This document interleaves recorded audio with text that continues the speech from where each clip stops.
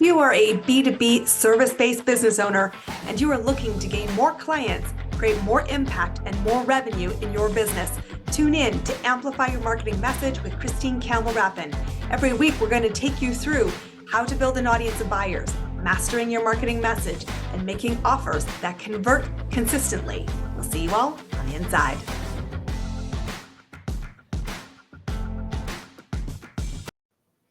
Welcome back, everybody. Today, I want to bring you the voice of your next customer, client, or buyer, because it's a voice that you don't spend enough time acquainting yourself with. And that's a mistake.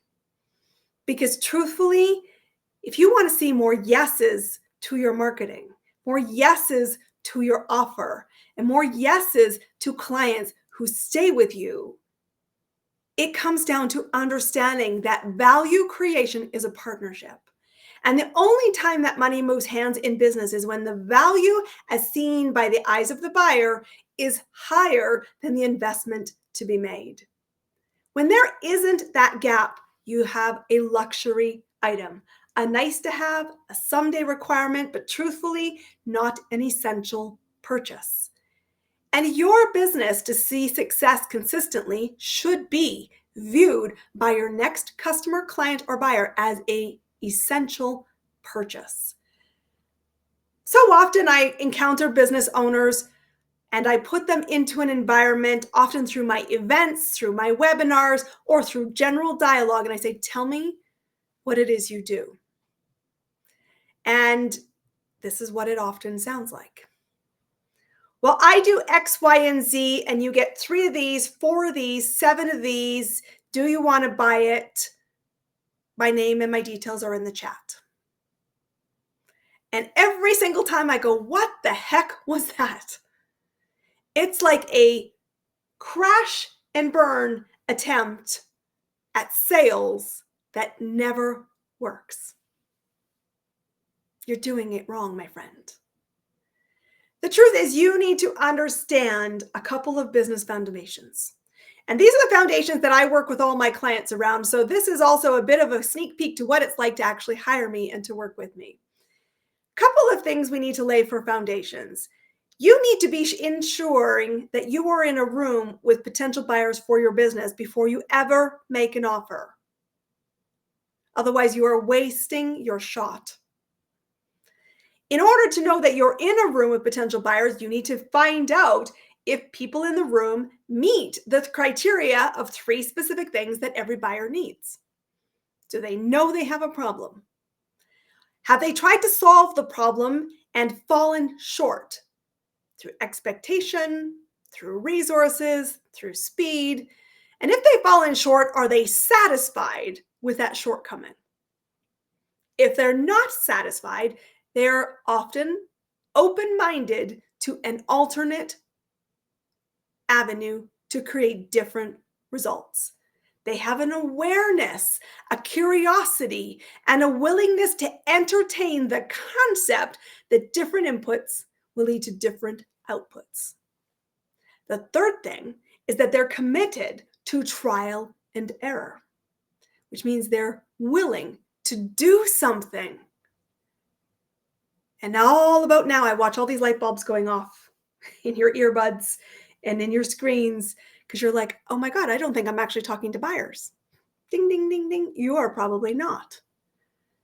And staying doing that is not the recommended path. Just so we're clear, talking to a room who doesn't want what you have, cannot afford it, and is not willing to commit to the actions that will change the outputs is a gigantic inefficiency. Change your strategy. But if you recognize that a buyer has those 3 things, then you need to start to recognize what motivates them so you can figure out where to find them.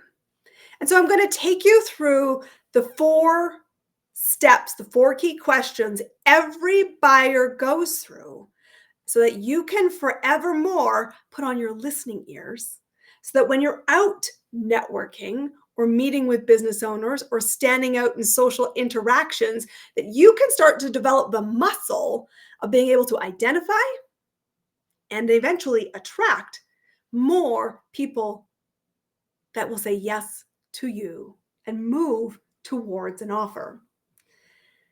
Because when people do that cluster, crash and burn attempt at introducing themselves, more often than not, they're really focusing on the question of how.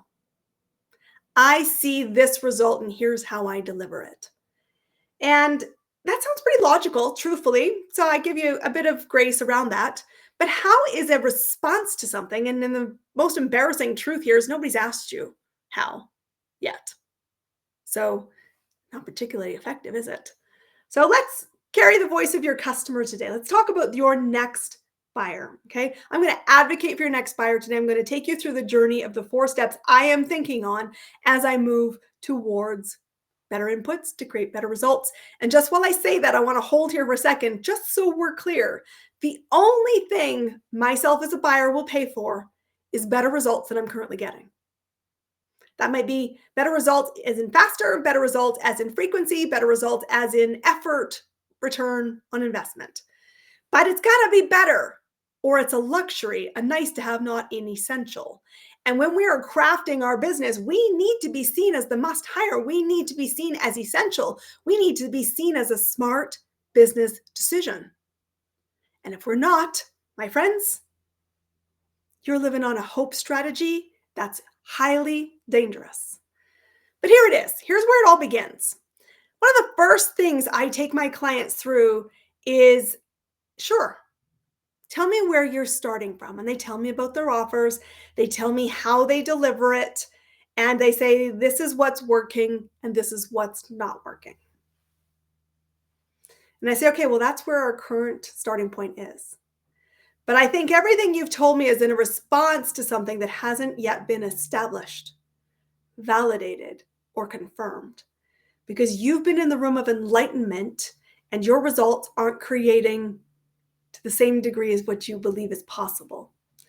And the biggest gap is that you truly don't put yourself into the shoes of your next buyer. And to do that effectively, it starts by asking this question: what do they want? Now, what do they need? What do they want? What do they desire? What result is compelling and meaningful to them? What does that result look like that they would say equals success? What happens when I start to get that result? It's a whole host of questions around what. Because what is a motivator? What is the spark of action? And our goal, you've heard me say this many times on this podcast, our goal as business owners is to intentionally create movement. And when we can focus on movement, we can create momentum. And so you need to start by understanding what is happening to your buyer. What questions are they asking? What results are meaningful to them that sparks them into movement, sparks them into taking action? Because your job is never to be the spark for your buyer. And it's the number one thing I sell to people before I ever make an offer. To be crystal clear, you have to tell me why your business is non-negotiable. You have to be clear what it is you want, and I am a fuel source to helping you get it. I am not the spark itself. And that's exactly the same for you and your next buyer. You are in a response to something that is already in motion, and your job is therefore never to convince, because movement is happening independent of you. They are already 3 things: problem aware, actively seeking a solution, prepared to change the inputs and outputs, and are committed to doing so. It doesn't mean they're going to love it and they're going to go sailing through it like rainbows and unicorns, but their commitment, their want is more crystal and solid than desire. So the first question that you have to figure out is what is going on. Because only when the question of what is first initiated can you intelligently respond and be listened to. So if you have ever felt in your business, hands up here, if you've ever felt in your business that you are talking to the wind, it's because you are telling how and nobody has asked you what. Ooh, that one dig a little, didn't it? You keep saying how, and imagine if, then let me tell you how, and if you're this, how. God, stop it. It's not working. It is crazy. You have to be recognizing you are not serving everybody. You need to see them initiate the what, and you respond. Your goal in response of how, which is the second question, is to be seen as a viable alternative, fully recognizing there might be 1,000 or more variables and thousands of more different options. You are but one. But you can then respond to, if you want this, this is how you get it. And you think, well, that's it. It's solved, done, dusted. Perfect. Christine, next. Not so fast, my friend. How is great, but how is actually a very lazy question. Your next client, customer, or buyer can find out how from a million resources and still do diddly squat. And trust me, 58% of people don't accept an offer, not because they've solved the problem, but because of indecision. So it's a really big problem. I can Google the how. I can ask my dog how. I can ask my chiropractor how. I can ask my grandmother how. I can ask TikTok, YouTube, Pinterest, LinkedIn. Knowledge, my friend, is everywhere. So you can't just stand on how because it's not enough. If knowledge was the biggest gap, honestly, we would have solved all the world's problems. And yet we haven't. So it doesn't stop there. How simply is information. And you can't sell effectively only on information. So what happens next? Well, you need to think about the third question, which is who. And who is a multifaceted question, because I know what I want, I know how to get it, but truthfully, no action is happening. And how do I spark movement? Well, I need to start to ask the question, who? Who as the buyer, do I need to become to do the things I know I should do? Because it can't just be about what I want to do, although that's truthfully where I start. I also have to do what is required. And who do I need to be in order to do the things that are required? Because if I know how to change the result and I do nothing, I get no different change. But if I get to think, what do I need to do? Who do I need to become? And if I'm willing to take that risk, I will change different inputs and I will get different outcomes. So the first question is often an internal question of who. Who do I need to be? I might also start to ask, who could help me? Who do I know who already has that result?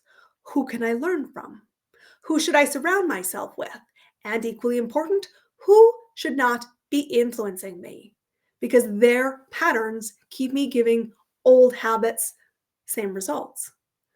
So then we start to be a little more aware that in order to do something different, we need to be doing something different. And truthfully, the fastest path is to hold hands with somebody else. Because we know what to do, but accountability increases our effectiveness. So I know what I want. I know how to get there. I've started to ask the question, who, and I am starting to step into a new change of beliefs as the buyer. And I'm also starting to recognize I could easily fall backwards into my old habits. So who do I need around me that will disrupt that pattern? And when I do that, I should sure hope that one of the variable alternative options is you as a potential service provider. And that's truly done effectively if you have a good strategy to get found by the people that are seeking. And that doesn't mean tech, doesn't mean complicated ad spends. Truthfully, you can get found by your next buyer in a lot of low-tech ways. I advocate that all the time until we have proof of concept. And only then do we add gasoline with some more enhanced marketing tactics. But before we make a decision and before money changes hands and the investment and the offer is accepted, there's another question we ask ourselves. And it's why? Why now? Why this solution? Why? Because I said it before, I'm coming back to it.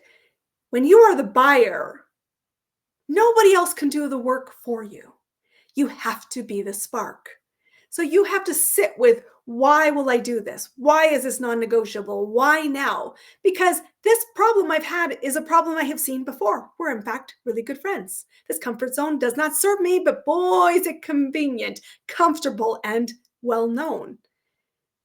I get to choose as the buyer to draw the line in the sand, maybe for the 1 millionth time, that I'm not going to do the things that I've done in the past. I am going to change the outputs. I'm going to step into that who I need to become. I'm going to surround myself with people. And yes, I'm willing to invest with others in the accountability piece that will help me change a pattern that is no longer serving me. And I get to decide why this matters more than convenience. And that comes down to certainty. So when I am guiding listeners, potential clients in my business, I'm always listening for what questions are being asked by the person on the other side of the telephone, the screen, or the coffee shop. They're talking to me in language that makes me clue in to where they are. They might be talking about, what I want is more clients. What I want is to not wonder where my next client is coming from. What I want is a confidence that I know how to create clients and that I can close a sale and begin a new relationship. I want to do it predictably, I want to do it frequently, and I want to do it profitably. And so I know what they want. And they often come into my space because they've heard me on this podcast, or they've attended one of my events, or maybe they've come to a webinar, or they've been referred to me from some in my network. And they say, Christine, I don't know how to create a client growth engine. I said, well, I know how. I know how. And I can tell you that how has been a repeating pattern: low risk, high result, 400 clients, creating $1 billion in combined revenue. I know how. And they're like, Christine, tell me how. I said, well, there's 5 business foundations every business on the planet needs. You need to know who your next buyer is. You need to know how to move them curious to paid client. You need to make an offer that is valued, and you need to be seen as the must hire. You need to influence yourself to show up as a leader. You need to influence your client to get the results. And you need to ensure that the advocates around you are doing what they say they're going to do. And number 5, business is math. Inputs equal outputs.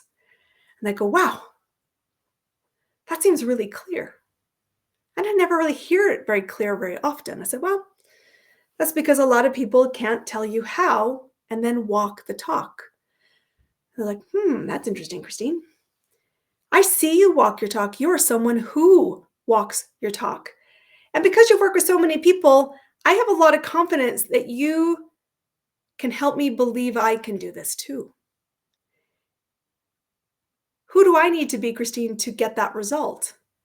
And I said, if you and I are working together, you're a person that can get the results, or I would never make you an offer. And truthfully, I'm not betting on your business dream. I'm betting on you as an individual. I know I can help you create a business because I've done it repeatedly in the past, and I know the foundations that required effort to create predictable results. But getting to know you, getting to know who you are, I'm saying to you, I will bet on you. And you can borrow my belief until you hold your own. And people keep moving and say, okay, I really think I want this. I know what I want. I know how to get it. I believe you can be the person to help me. And these following words typically fall off their lips. Tell me what it's like to work with you. And I said, well, I will absolutely do that if you tell me why we're having this conversation. Why now? Why is this a non-negotiable? What are you prepared to sacrifice? Will you do not just what you want, but what is required? Tell me why this is the moment to make you the offer. And if I'm certain when I hear that response that it's believable, I will say, here's what it looks like to work with me. And I'm here to answer any questions you have about it, but I'm also here to ensure you make a decision. And that decision equally can be, heck yes, Christine, I'm ready. Here's my credit card. And it can be, I'm scared, but I know I'll come back to you. And I'll say, I'm certain I will be here. I'm not tied to the outcome. I'm tied to the commitment of recognizing you as the buyer worked through 4 key stages.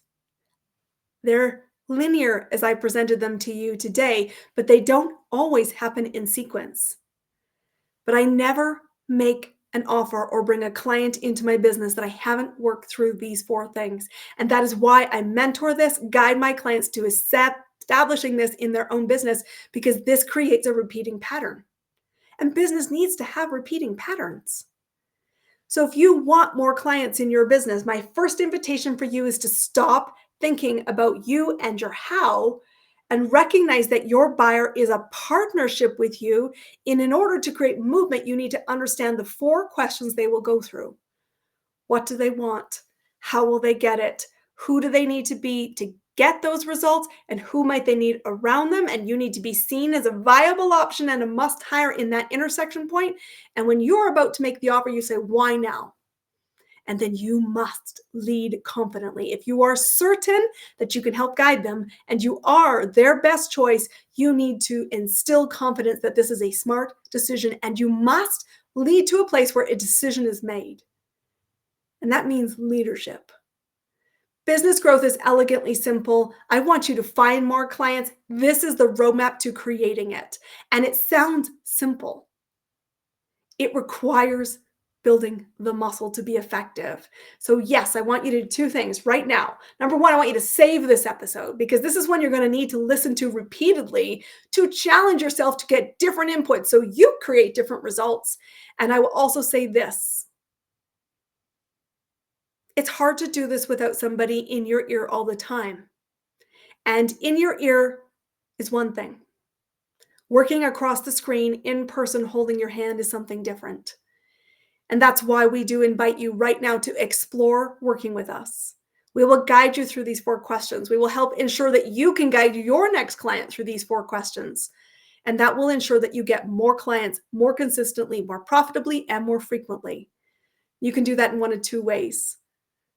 In a one-to-one mentorship fast path, and in a group program, which is still a fast path, but is in a group setting. So what support do you need? Both options are available. You want to go to ChristineCampbellRapin.com and start on the Work With Me tab and explore what this looks like. And then have a conversation with me. Let's find you the right path, because solving this is non-negotiable. I've shown you how. I believe that you can create this. And my invitation is to step on and get the accountability so that this becomes your foundation of repeatable success. So do it right now. Save this episode and go to the website, explore the options, and book a call with us. Until next time, my friends, it's go time. I'll see you soon. That's a wrap on another amazing episode of Amplify Your Marketing Message with me, your host, Christine Campbell Rapin.